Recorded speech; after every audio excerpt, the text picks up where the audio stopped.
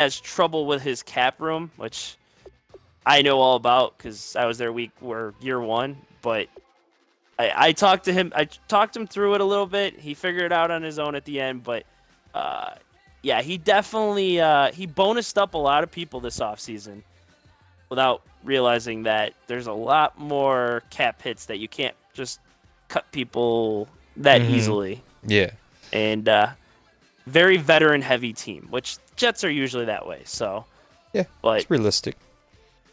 it's gonna be interesting to see how his payroll works out for the next year or two after this season.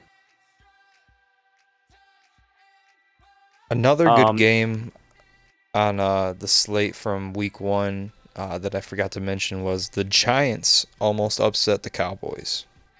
I wanted to get to that because I never got a chance to actually watch that. Did you see any of it? No, but I had talked to my friend recently, the Giants, and it seemed like the game got away from him with Zeke. Yeah, I think he had like 15 to 18 carries or something like that for a lot of yards and 3 touchdowns. So, 25 carries for 216 yards, 3 touchdowns. so the Giants have a nice amount of firepower on offense, and they only made one mistake, which is very good for the Giants considering that Holbert led the league in picks as a rookie last season. Um, but if you can't Was stop the on the run verge of game, being traded too. was on the verge of being traded, the precipice of a trade, very much so. Uh, but if you can't control the clock and you're gonna have 200 plus yards and 3 touchdowns ran on the ground on you, you're never gonna win. And it's a shame that it was that close of a game. You would think with 215 yards on the ground, the score would be a little wider.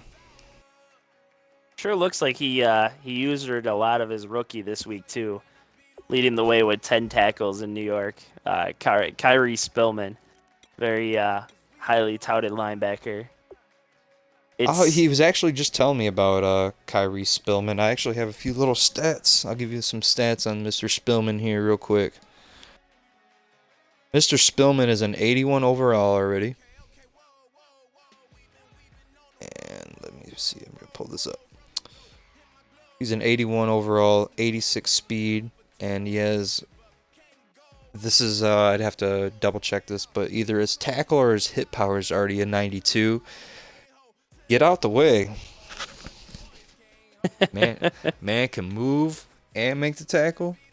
Sideline to sideline. well, I I'm pretty sure I'm right, but I think he stole somebody's jersey number in New York, and It's, that number usually means pain at the uh, linebacker spot. spill a man's blood should be the last name of that player. Hey, LT would not be disappointed in this young man's play week one. Didn't come Definitely away with the not. win, but I think we're starting to see signs that this division is getting a lot tighter than we originally thought going into the season. We thought Washington had a little bit ways to go. Giants were a little bit in the works still with their defense, and Cowboys snuck one out. But you know what? It's gonna be a dogfight this year. That division will be fun to watch. Definitely, I'm excited to see. If I mean any NFC team, NFC East team, yeah, if they pop up on Twitch, I'm probably gonna watch it. They're intriguing. Just the matchups, the players, a lot of talent. Now we were talking about the user change. Colts fan from Indy going over to St. Louis, or should we say Yep, LA? Sorry, yep, still yep. have the force of habit. Actually played Carolina week one. I mean, Trey, we're always talking about Trey, but when we don't hear him talking, you know something's wrong in Carolina. This was a good one. This was a really good one. I didn't get a chance to watch it. I didn't really get a chance to watch any games, but Garoppolo. I mean, I don't know how all of a sudden Garoppolo became a Ram, but there we go. Garoppolo era begins at least somewhere. Yeah, We were waiting finally. for it in real life. um, I'm looking at some of the stats here. The Rams acquired Jay Ajayi from free agency. Um, 5.4 yards per touch, 16 carries, 3 broken tackles. It looked like he may have helped lead to some key first downs in this game that led to the Rams pulling out this 2-point victory. I think we got ourselves a nice little division in that AFC or the NFC West this year. I mean, Cardinals are always going to be tough. We know that. This new Rams user, I mean, he's just been dominant as a Yep. Colts for the last 3 seasons. I mean, Seahawks had 4 picks in the first round, and then there's you. First Yep. week against the CPU, man. I mean, it is 1 week, but man, statements. This is a big one for the Rams, this for sure. Yeah. Especially given that the Cardinals won their sim game against the Saints. So Yeah, I heard when you were bitching about that earlier. Oh, was I not supposed to say that? Sorry about that. nah, fuck that. I didn't want them to win. Yeah, no, I think Not gonna hold you up. this division will be fun to watch. I mean, I think all the every year divisions are going to be fun to watch this season, and that's what is very exciting about this league. As the competition just keeps getting better, the league keeps growing instead of decaying, and I mean that's all we could really ask for. And we would like to thank everyone for the continued support and just, hey, you're having fun, we're having fun. Let's keep the shit rolling. sure seems like we don't have to worry about much besides the podcast, right? Me and you. For some reason, Yeah. every year, everybody gets better around us, and we just kind of like building our teams. We're molding it, and it just, boy, shaking our heads. Hey, we're team builders. You know, I mean, There, something. You know, or as a, or what? or as in my case, team dismantlers. As I traded away the most prized cornerback in the league, and yeah, it showed after week 1. Hey, Damn, I'm but fucking well, terrible. well, let's move on from week 1. I'm sure you'd like to sweep that one under the rug as well. Let's look forward to week 2. Let's just go through and do some quick picks, and then we'll dive into some more in-depth analysis. Giants at Packers. This is a 1:00 game. I gotta take the Giants, but I could see the Packers pulling it out if Hulbert gets a little too pass heavy in this one, given it the Packers are home. But I'm gonna go with Giants.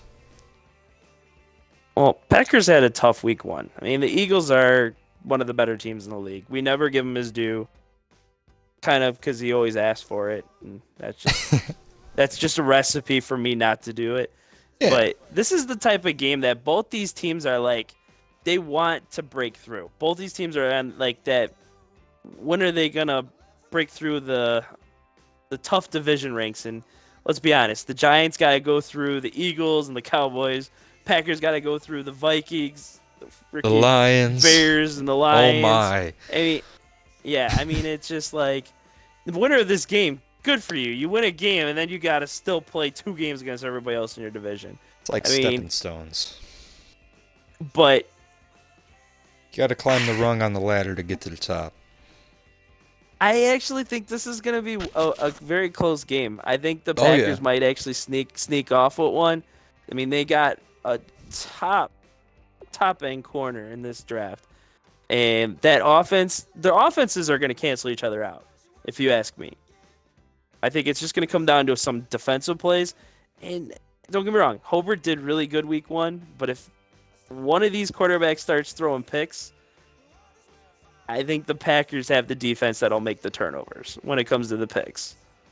I'd look out for think Eli that one Apple extra to play. make an extra play in this game, though, too. Myron Amos. Keep that name in the back of your head. Amos. Amos. All right. Let's move on to another NFC North team. They're going to be on the road this week in Carolina. The Panthers host the Bears. Both teams come off a loss in Week 1. Week 2 couldn't be more important for these squads. So, who do you got? You got the Wolf or do you got Tra-Tra? Ooh, that's tough. I mean, it feels like these two teams always play each other, like They every always year at pop least up, it seems one like. game. Yeah, when one of them finishes second place in the division, they play. The other one finishes second place in their division. When the other one finishes first place in the division, the other one does too. I mean, it's funny because both these teams are on like the same They mirror uphill each and other. downhill, big time. Um, I'm I going to have think to go. Man, it's hard. I think I gotta go Claw on this one for the sole fact that his defense has been really consistent throughout the years. Um, I played him in a preseason game, but I wouldn't take away much from a 10 fumble matchup in a preseason game. But I don't know. It just seems like I'm going to have to. we haven't seen I'm enough gonna have from to him in go. the last Yeah, year. I'm gonna have to go with the Bears as well. Um, I other than the running back he renamed to Fournette, I couldn't tell you who he's put on the team to help build it, and I think Well, that's part of the problem for the Panthers. I don't know if there's been much addition to other than what's going on. I saw Devin Funchess had a really nice week 1, but I mean, Fournette seems to be like the do-it-all, can-all, like Napoleon Kaufman, or who the hell was that running back that used to catch like 10 passes a game, 100 yards receiving? He seems to be that type of running back for Carolina, so mhm, I wouldn't count him out in this more game like a at Matt all. Forte in a way. Yeah, exactly. I think this is going to be one of those games that's going to be decided by a field goal or less.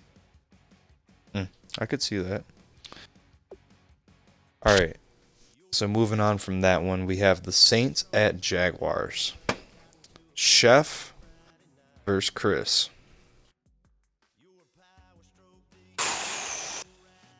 Okay, well, the one thing I do know about these two is they got a lot of competition. Like every time we talk about people that have played each other enough times, they know each other, they're buddies. It always goes the opposite way of what you think. So, and the Jaguars have been running the ball so damn well, but there's one thing I know he did trade away this offseason, and that is going to be his biggest weakness in this game. Is you trade away your number one corner, your number one safety, and you're going against Brandon Cooks and the new acquisition of Stefan Diggs. I mean, as they say, Top's recipe for disaster right Top's there. about to get blown off in Jacksonville. I'm going I can Saints. see it.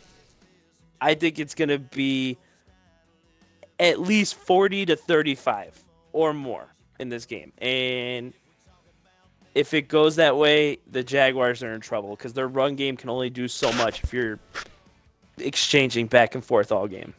Yeah, you can't be taking haymakers and only be running the ball. It's going to be very offensive. All right, next game, Colts versus the Buccaneers. We have two new users here. Yep. I didn't get a chance to really see what happened with Tampa. I heard Indy had a little crash course this first week against Jacksonville. That Tampa run was game a is sim tough. the first week. Okay. That defense Um, alone is going to be tough. I mean, he got Big Dick in the draft. I mean, that was the other corner besides Amos in this draft. yep. And he already was loaded at defense. Corners, linebackers, defensive line. I mean, just for the sole fact that that defense is just that stacked, I got to go with the Bucs just on pure personnel in this game. I'd have to as well. The Colts are rebuilding on a lot of fronts. It's not that hard to see why Colts fan fled ship like the real Colts left Baltimore. A lot of missing parts defensively. Offensively, they seem to be intact for the most part. But yeah, I'm gonna have to go Tampa Bay on this one. Fair enough. Another 1 o'clock game. It's actually going on right now.